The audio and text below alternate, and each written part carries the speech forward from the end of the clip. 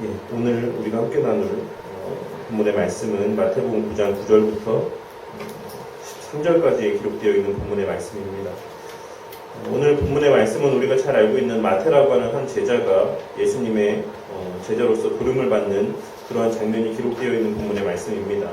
그리고 또한 이 본문의 내용은 건강복음서 모두에 동일하게 또한 기록이 되어 있는 말씀의 내용이라고 할 수 있습니다.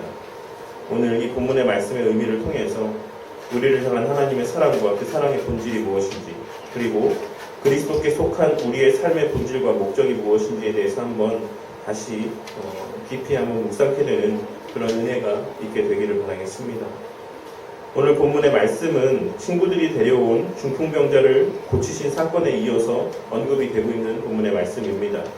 앞서 예수님께서는 중풍병에 걸린 사람을 통해서 예수님께서 죄를 사하여 주실 권능이 있으신 하나님이심을 나타내 보여주셨습니다.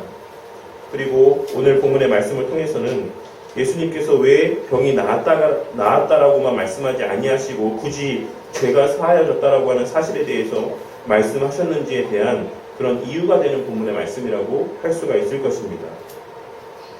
오늘 본문 말씀에는 마태의 이름이 마태라고 기록이 되어 있는 반면에 이와 병행된 어떤 말씀의 내용들이 기록되어 있는 마가복음이나 누가복음의 말씀 가운데는 레위라는 이름으로 기록되어 있는 것을 우리가 확인할 수가 있습니다. 이와 같은 차이점에는 몇 가지 해석이 존재하고 있는데 그 가운데 가장 유력하고 합당한 해석은 마태라는 이름은 헬라식인 이름이고 또한 레위는 유대식인 이름으로서 레위는 이전의 마태를 나타내는 이름이고 마태는 예수님께서 새로 부여하신 이름이다라고 보는 것이 일반적인 견해라고 할 수가 있을 것입니다. 우리는 여기서 그 두 이름 모두가 마태를 지칭하는 이름이라는 사실과 또한 특별히 마태가 예수님의 제자가 된 이후에는 하나님의 선물이라고 하는 그런 의미가 담겨있는 이 마태라는 이름으로만 불렸다라고 하는 사실에만 우리가 관심을 기울이면 될 거라고 생각을 합니다.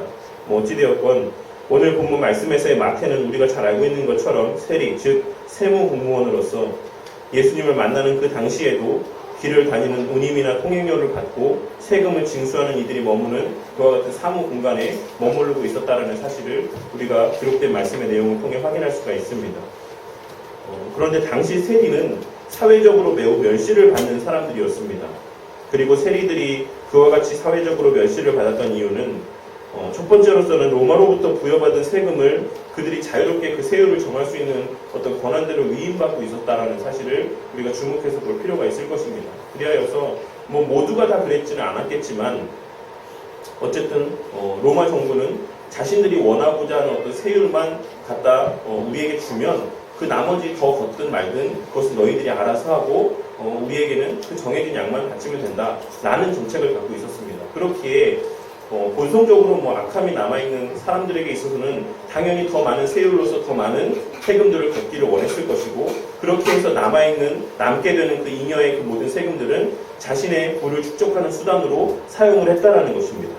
또한 둘째로는 이방의 돈을 취급하고 이방인들과 관계를 맺고 살아감으로써 유대인의 정결규례를 무시하는 자들이라고 그렇게 여겨졌기 때문에 또한 세리들은 당시의 사람들로부터 멸시를 받고 그런 손가락질을 받는 그런 위치 가운데 있었다라는 것입니다. 이러한 사실들을 종합적으로 생각을 해보자면 저 사람들은 하나님의 말씀보다 하나님의 규례보다 자신들의 어떤 이속을 차리는 자신들의 어떤 물질적인 유익을 추구하는데 더 열심을 내는 사람이고 또한 그 일을 위해서 동족의 어떤 어려움까지도 그렇게 감내해가면서 무시해가면서 어떤 자신들의 삶에만 그렇게 몰두하고 치중하는 사람들이다라고 하는 어떤 그런 인식들이 당시의 세리를 바라보는 사람들의 어떤 평가였다라는 사실입니다. 그런데 그러한 그를 예수님께서는 평소부터 유심히 보아오셨다라는 사실을 우리가 말씀의 내용들을 통해서 확인할 수가 있습니다. 마태는 그러한 사실들에 대해서 유심히 기록하고 있지 않지만 누가는 그 사실을 누가복음에 기록된 표현을 통해서 명확하게 드러내고 있다는 것을 또한 우리는 확인할 수가 있습니다. 마태가 머물던 곳은 가버나움이라고 하는 지역인데 이 가버나움이라고 하는 지역은 동서의 어떤 길들을 이어주는 하나의 요충지의 역할을 감당하는 지역이었습니다. 그러니 당시에 가버나움이라고 하는 지역을 예수님께서는 복음을 전파하기 위한 하나의 거점 지역으로 삼으셨기 때문에 이래저래 오고 다니시면서 또한 이 마태라고 하는 사람과 부딪힐 일들이 많이 있으셨을 것이다라는 사실입니다. 또한 그러한 마태를 향해서 예수님께서는 또한 주의 깊은 시선들을 보내셨다라는 사실을 누가복음에 기록된 말씀을 통해서 나타내 보여주고 있습니다. 그리고 평소부터 그렇게 유심히 보아왔던 마태를 향해서 오늘 말씀에 기록된 바와 같이 예수님께서는 나를 따르라고 말씀하셨습니다. 그리고 예수님의 그 말씀에 마태는 주저없이 자리에서 일어서게 되었고 예수님과 함께 그 길을 걸어갔다라고 본문의 말씀이 기록하고 있습니다.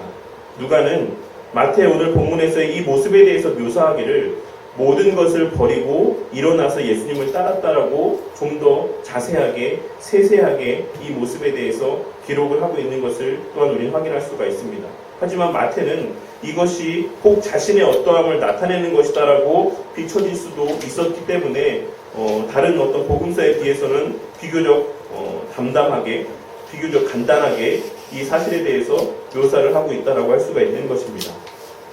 어찌되었건 마태는 비록 사람들로부터는 멸시를 받을지언정 물질적으로는 평안한 삶이 보장되어 있었던 세리라고 하는 안정된 직업을 뒤로하고 그 어떤 세상적인 조건들도 보장되어 있지 않았던 예수님의 가시는 그 걸음들 가운데 동참하였다라는 것입니다.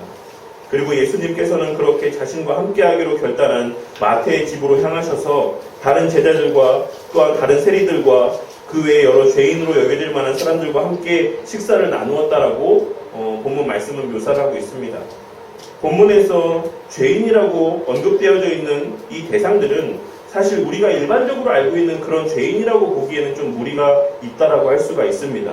물론 이 사람들 가운데 실제로 죄를 지은 죄인으로 손가락질 받을 만한 그러한 사람들도 포함되어 있을 수도 있겠지만 보다 이 사람들에 대한 명확한 어떤 해석이라는 것은 세리와 같이 어떤 먹고 사는 문제들로 인해서 율법을 온전히 지키고 살아가지 못하는 사람들로부터 죄인으로 여겨질 만한, 그러니까 율법에 비추어 보았을 때 죄인으로 여겨질 만한 어떤 그런 삶을 살아가는 유대 사회 안에서의 소외된 계층의 사람들이라고 보는 것이 더 합당한 해석이라고 할 수가 있을 것입니다.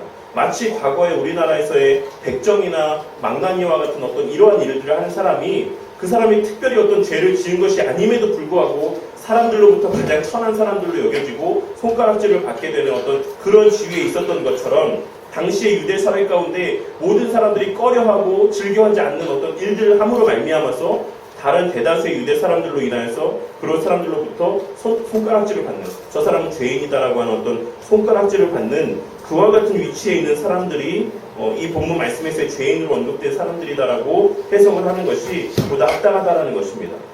오늘날에는 그리 큰 문제가 되지는 않겠지만 당시의 유대 율법을 따르자면 죄인으로 여겨질 수 있는 사회적으로 그와 같이 소외된 계층의 사람들 또한도 이 식사의 자리 가운데 함께 했다라고 본문 말씀은 기록을 하고 있는 것입니다. 그리고 이 식사의 자리는 일반적인 식사의 자리라기보다는 만찬이나 연회와 같이 제대로 격식이 갖춰진 성대한 거창한 그런 식사의 자리였습니다. 마태는 자신이 예수님을 따르게 된 것에 대한 기쁨과 감사로 인해서 예수님을 비롯한 그 주변의 사람들과 또 수많은 사람들을 함께 초청을 해서 성대한 만찬을 함께 나누었던 것입니다. 그런데 그러한 장면을 본 바리새인들은 예수님의 제자들을 향해서 너희 선생은 왜 세리와 죄인들과 함께 식사를 하느냐라고 묻고 있는 것을 확인할 수가 있습니다. 그런데 그 질문을 예수님께서 들으셨고 직접 그 질문에 대답을 하셨습니다. 본문에서 예수님께서 바리새인들의 질문을 들으셨다는 것은 바리새인들이 질문할 때 예수님께서도 그 질문을 들으실 만큼의 지근거리에 있으셨다는 사실을 또한 나타내 보여준다라고 할 수가 있습니다. 하지만 그럼에도 불구하고 바리새인들이 예수님께 직접 질문을 하지 않고 일부러 제자들에게 질문을 했던 것은 사실 12장 2절, 마태복음 12장 2절이나 15장 2절에서도 기록되어 있는 바와 같이 당사자들을 또한 부끄럽게 하고 궁지에 몰도록 하기 위해서 그들이 즐겨 사용하는 하나의 악하고 또한 간교한 방법이었기 때문에 그렇습니다.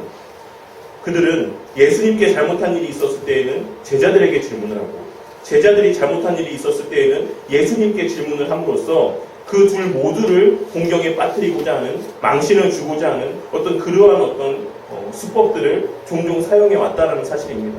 마치 함께 있는 그 자리에서 부모가 잘못했을 때 니네 부모는 도대체 왜 그러냐라고 자식에게 그렇게 질문을 하면서 자식을 부끄럽게 하고 그 부모도 부끄럽게 하고자 하는 이러한 악한 의도가 바리새인들의 이러한 질문의 내용들 가운데 어떤 방법들 가운데 담겨져 있었다라는 사실입니다. 또 단적인 이러한 모습들만을 바라보아도 바리새인들이 말씀에는 많은 지식들을 갖고 있었을지 모르겠지만 그 마음 가운데는 전혀 하나님의 사랑과 자비와 긍휼의 마음들이 자리하고 있지 않았다라는 사실을 우리가 또한 확인할 수가 있다라는 것입니다. 예수님께서는 질문이 비록 표면적으로는 제자들을 향한 질문이기는 하였지만 본질적으로는 그것이 자신에 대한 질문인 것을 아셨기 때문에 그 질문에 대해서 직접 대답을 하신 것입니다. 그리고 그 대답의 내용은 건강한 자에게는 의사가 쓸데가 없고 병든 자에게라 쓸데있느니라 라는 말씀이었습니다. 그리고 이어서 말씀하시기를 호세아 6장 6절에 기록된 말씀인 내가 긍휼을 원하고 제사를 원하지 아니하노라 라는 이 말씀을 그들에게 말씀하셨습니다. 사실 이 긍휼이라고 번역되어 있는 표현이 호세아서에는 다르게 번역이 되어 있긴 하지만 그 원어의 뜻은 헤세드라고 하는 동일한 표현이 사용이 되고 있습니다. 그렇기 때문에 이 긍휼이라고 번역을 하는 것도 사실 큰 무리는 없다라고 할 수가 있는 것입니다. 그런데 예수님께서 이와 같은 내가 긍휼을 원하고 제사를 원하지 아니하노라라는 이 말씀을 좀 배우고 와라 라고 하는 이 말씀을 하신 것은 하나님을 온전히 섬기고 하나님의 은혜를 받아 누리는 첫걸음이라는 것이 바로 자신의 회복이 필요하다라는, 내가 그런 회복이 필요한 자라는 인식에서 출발한다라는 사실. 그러니까 내가 죄인이다. 내가 긍휼이 필요한 자다. 내가 하나님의 도우심이 없이는 그 어떤 것도 행할 수 있는 자가 아니다라는 것을 하나님께서 우선적으로 원하신다라는 사실을 말씀하고 있는 것이라고 할 수가 있습니다. 그 누구보다도 말씀에 해박하다라고 생각하면서도 그러한 의미조차도 너희들은 모르고 있냐라고 질책을 하고 있으신 것이에요. 그러면서 또한 그 뉘앙스를 너희들은 이 말씀의 의미부터 먼저 좀 더 다시 한번 배우고 와야겠다 라고 하는 어떤 그런 뉘앙스로서 이 본문의 말씀의 의미를 그들에게 전하고 있다는 것입니다. 그러니까 이 말씀을 들은 당시의 바리새인들은 그 누구보다 내가 말씀과 율법에 깨어있다라고 생각하는 그러한 자들이었는데 너희들은 말씀을 좀 더 배우고 와야겠다. 너희들은 이 말씀의 의미부터 다시 공부해야겠다. 이런 말씀을 듣게 되었을 때 그들이 느끼는 어떤 충격과 어떤 수치스러움은 우리가 충분히 짐작할 수 있을 것이다라고 생각을 합니다. 그리고 이어서 그 말씀의 의미에 대해서 풀어서 설명하시면서 나는 의인을 부르러 온 것이 아니오 죄인을 부르러 왔다라고 본인이 이 땅에 오신, 예수님께서 이 땅에 오신 목적에 대해서 분명하게 그들 앞에 밝혀주고 있으신 것입니다.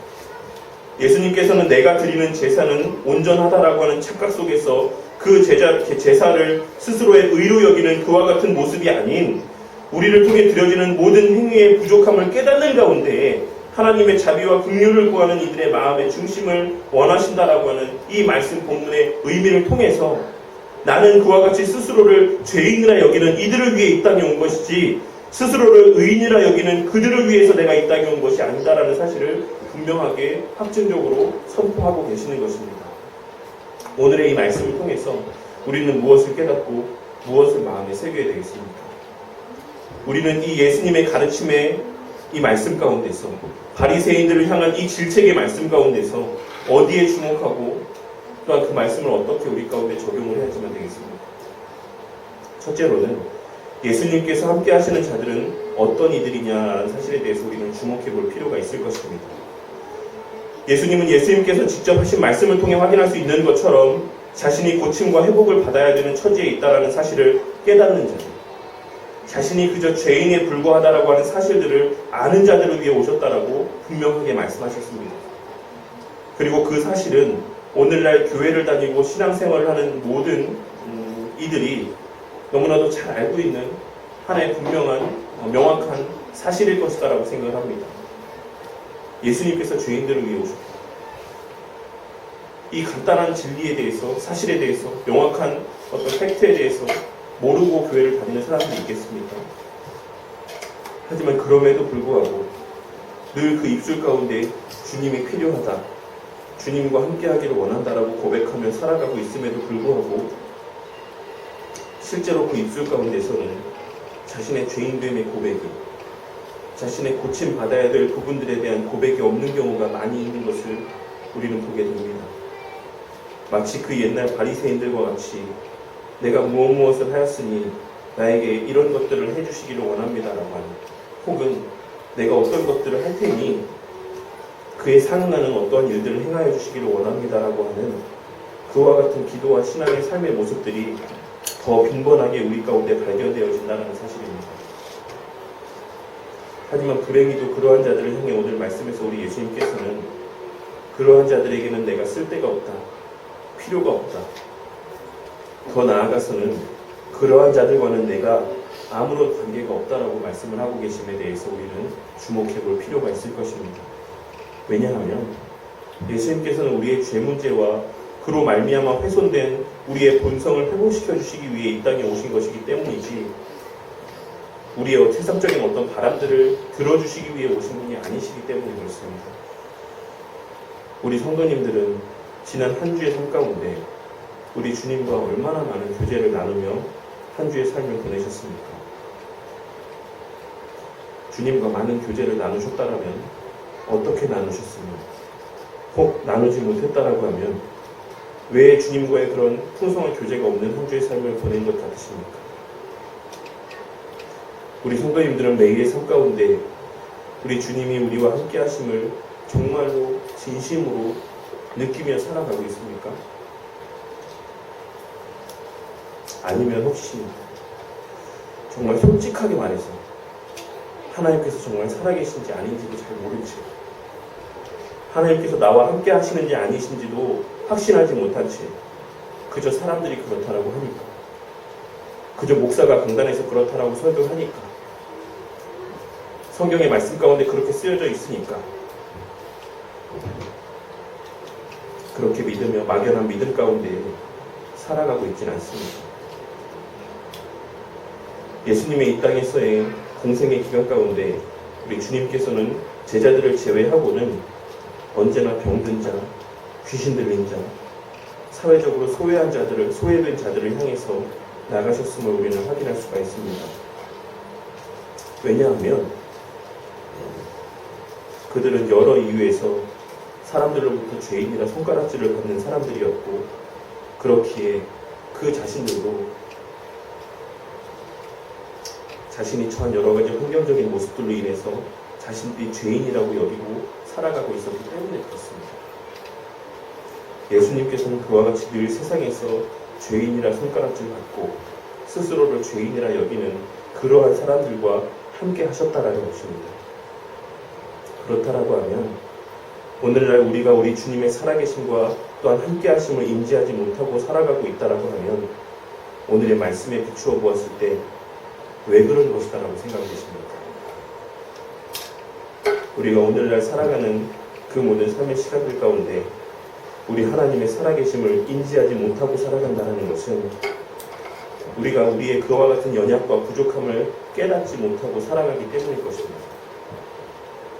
우리 스스로가 우리에 대하여 생각하기를 건강한 자라고 생각을 하고 의인이라고 생각하며 하나님의 존재하심과 함께하심의 필요성을 그리 크게 느끼고 살아가지 못하기 때문에 우리가 우리와 함께하시는 하나님에 대해서 인지하지 못하고 자각하지 못하며 살아가고 있다는 것입니다.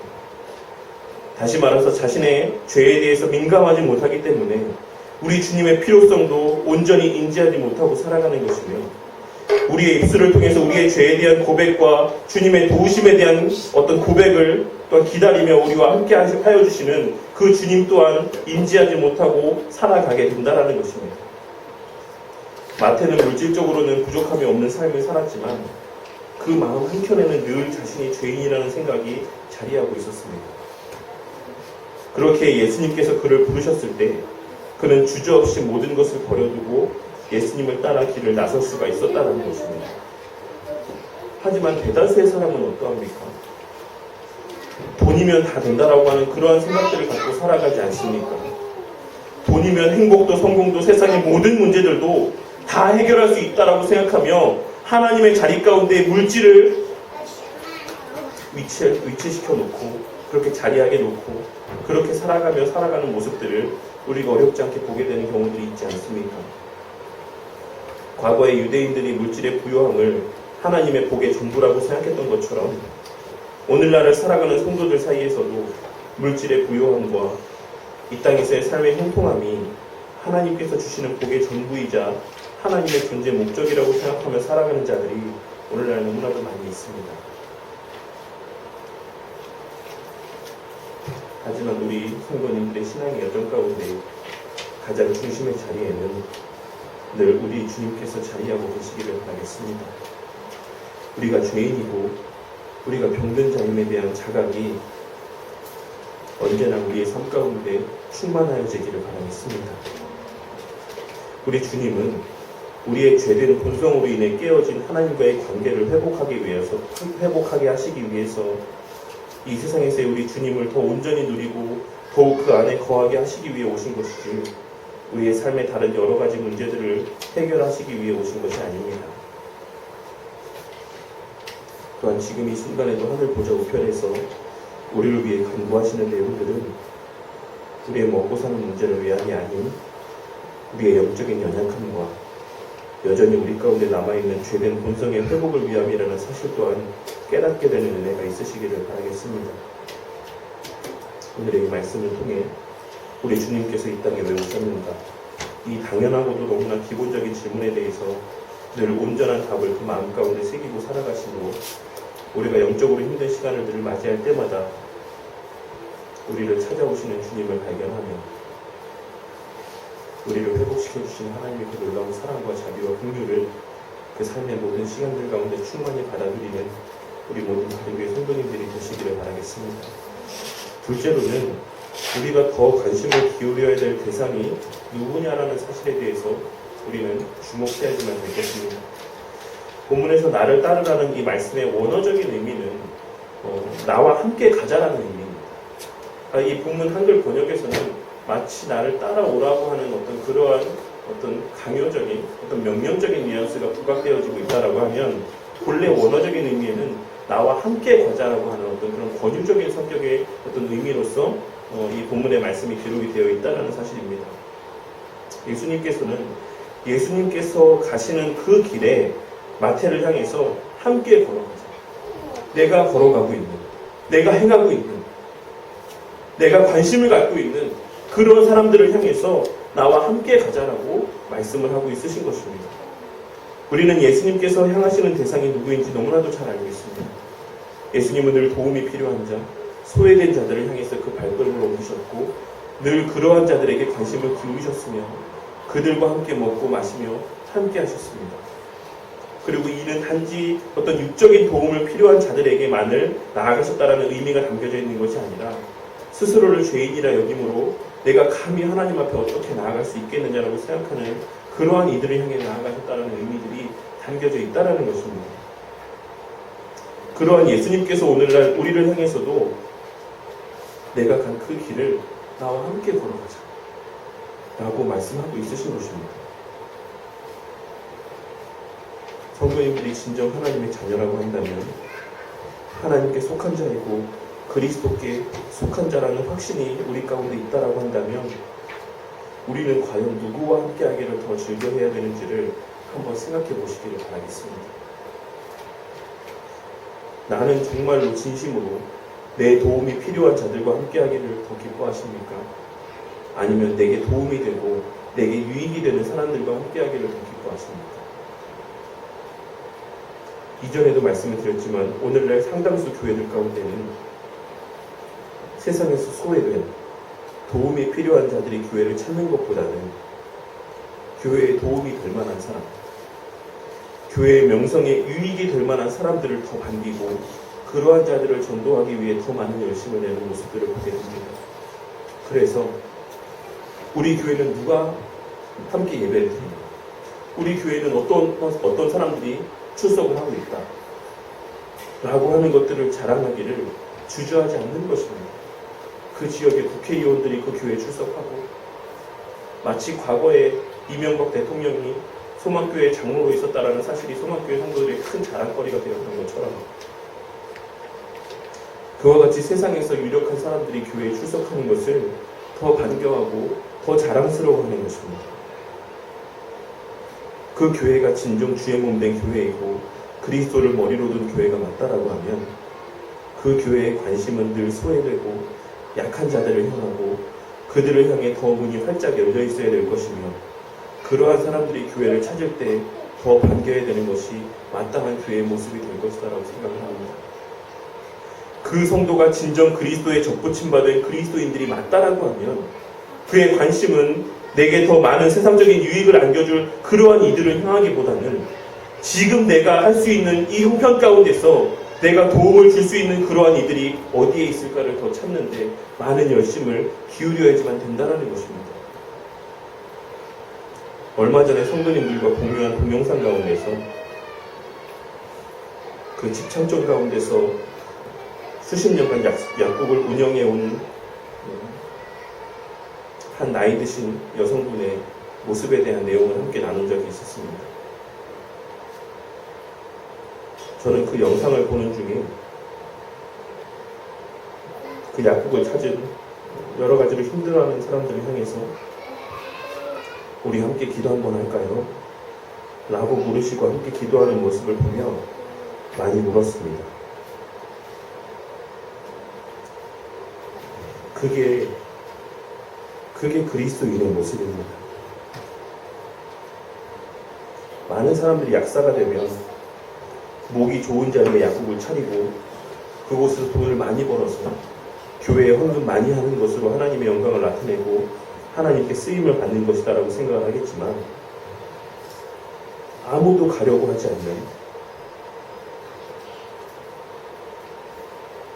아무도 상대하고 싶어 하지 아니하는 그러한 소외된 자들을 향해서 나아가서 그들과 함께하며 삶으로 하나님의 말씀을 전하는 그러한 삶이 진정 하나님께 영광을 돌리고 하나님의 영광을 드러내는 삶이 된다는 것입니다. 그분이라고 해서 왜 번듯한 곳에 약국 차리고 그냥 알아서 손님들이 찾아오는 그런 평안한 물질적으로 부유한, 또 그렇게 벌게 된 물질들을 통해서 많이 헌금함으로 사람들 앞에 칭송을 받는 그런 삶을 왜 살고 싶지 않겠습니까? 근데 그분은 수십 년간 그와 같이 소위 사람들이 원하지 아니하는 그 집창촌이라고 하는 그 자리 옆에 약국을 차리고 그 사람들을 위해 기도하며 삶으로 하나님을 증거하며 복음을 전하며 그렇게 그리스도인의 삶을 살아왔다는 것입니다.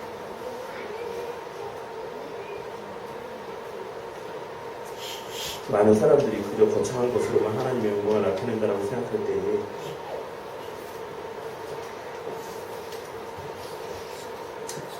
하나님께서는 그와 같은 거창한 것에 주목하시기보다는 소외되고 초라한 대상을 향해서 더 많은 관심을 기울이신다는 사실을 우리는 주목해야지만 될 것입니다. 이 사실을 깨닫고 나 또한 죄인이었고 병든자였음을 기억하며 내가 먼저 받은 그 은혜를 다른 이들에게 전하기 위해 늘 나를 통해 영적인 또한 육적인 도움의 손길을 베푸시기를 원하시는 하나님의 그 선하신 뜻대로 그 삶이 그와 같은 이들을 향하고 그러한 자들을 향해 열려있는 우리 반유교의 성도님들이 되시기를 바라겠습니다. 오늘날 한국교회 안에서 가장 큰 이슈라고 한다면 아마도 포괄적 차별금지법이라고 할 수가 있을 것입니다. 오늘날 교회가 포괄적인 이 차별금지법에 반대하는 것에 대해서 수많은 사람들, 심지어는 목사들 가운데서도 비난을 하는 모습들을 발견하게 될 때가 있습니다. 그런데 저는 그런 모습들을 발견하면서 그 손가락질 하는 사람들을 잘못되었다라고 말하기에 앞서서 세상에서의 우리 교회의 모습이 어떠한가를 먼저 돌아보는 시간들을 가져야지만 된다고 생각을 합니다. 모든 사람들이 잘못되었다라고 하는 그 법안에 대해서 교회도 함께 반대를 함에도 불구하고 교회가 반대를 하는 것에 대해서는 사람들은 되게 부정적인 시각으로 바라본다는 것입니다. 초대교회 때의 교회는 사도행전 2장 47절에 기록된 말씀에서처럼 온 백성에게 칭송을 받는 교회였습니다.